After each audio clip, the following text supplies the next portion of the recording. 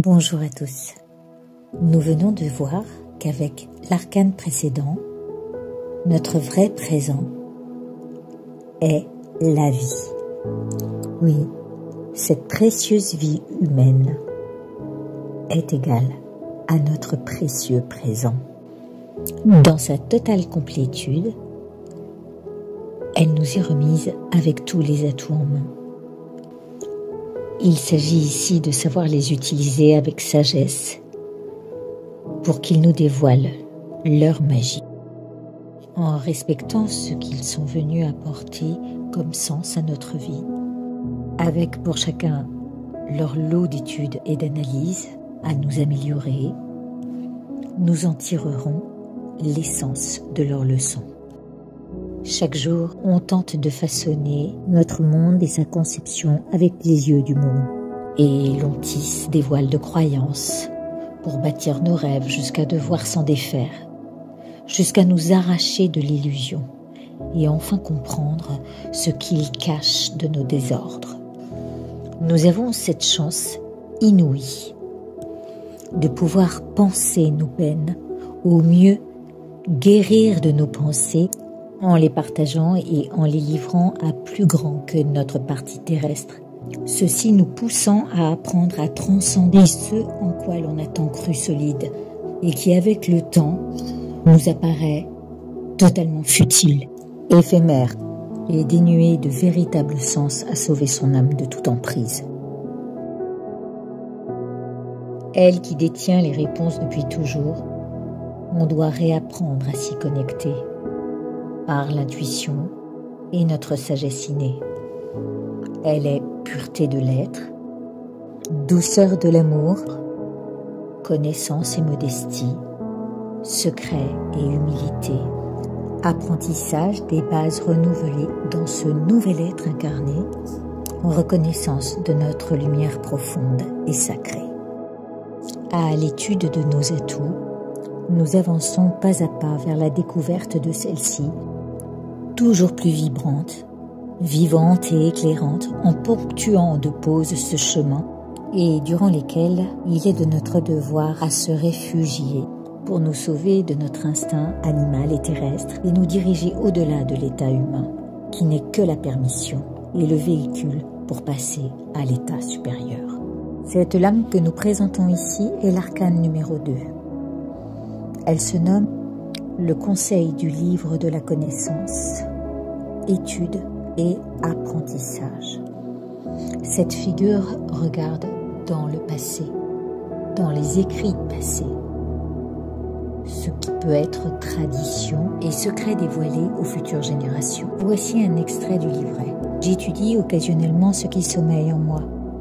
Parfois un tantinet extravagant, avouons-le, je la lis à tout ce que cache l'univers, ce qui évolue très souvent en un exercice de réflexion où coïncidence et co-création viennent se prêter main forte.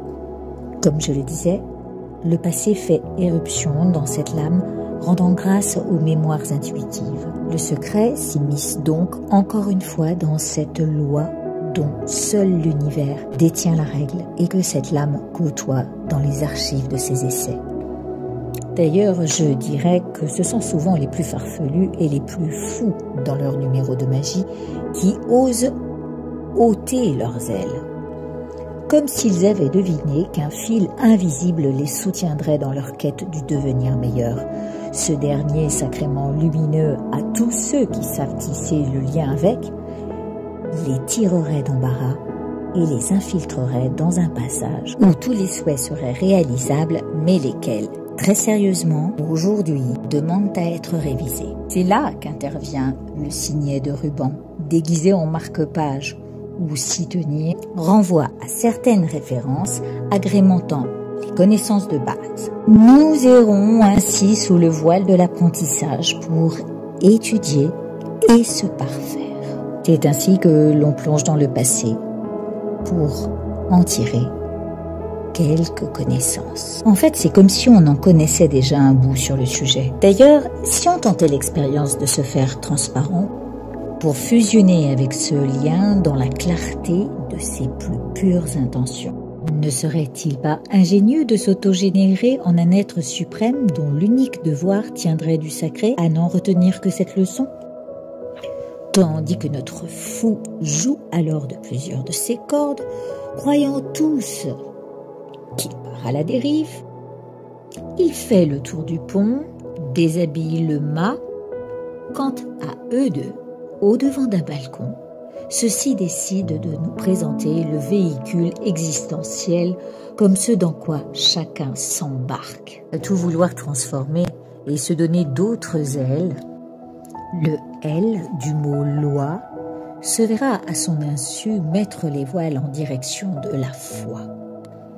Loi et foi, sous couvert d'un même toit de protection, livreront leur pleine puissance à en aider plus d'un dans leurs différents plans, et lesquels ne douteront jamais d'elles, sachant aussi n'abuser de trop de leur force. Au détour, en s'y abandonnant et plaçant ce F en signe de bonne fortune et de foi, au devant du gouvernail, les vagues auront beau nous entraîner dans leurs danses habituelles, en faire tanguer la coque, quand notre centre, cœur-esprit, soudé à la force de la foi, rien ne devrait nous dévier d'une pratique assidue au bénéfice du lâcher-prise d'avec nos vilaines manières, actes, pensées et paroles. Car c'est bien la loi du reflet de nos comportements qui entre ainsi en jeu. Et oui, la loi du reflet de notre comportement, de nos comportements, vient s'ajouter à la loi de l'attraction. La foi résulte souvent de signes en abondance, nous aidant à nous guider. Étant toutes, que ce soit la loi, la foi, la force, l'abondance de bonne aloi, elles sont celles qui figurent et trônent au-delà des apparences physiques de ce monde. Ah, ça c'est sûr, la matière en bénéficie allègrement si on reconnaît le plein pouvoir de l'esprit. Et pourrions-nous penser, on ne porte sa croix qu'en signe de foi. Foi en nos aspirations, bien sûr.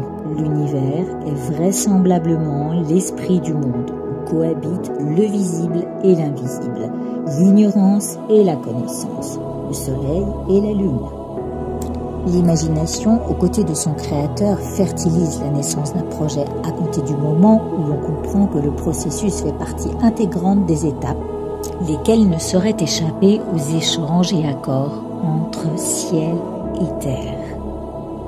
Bientôt, nous reviendrons sur terre et aborderons ce qu'elle nous apporte. À très bientôt, je vous embrasse.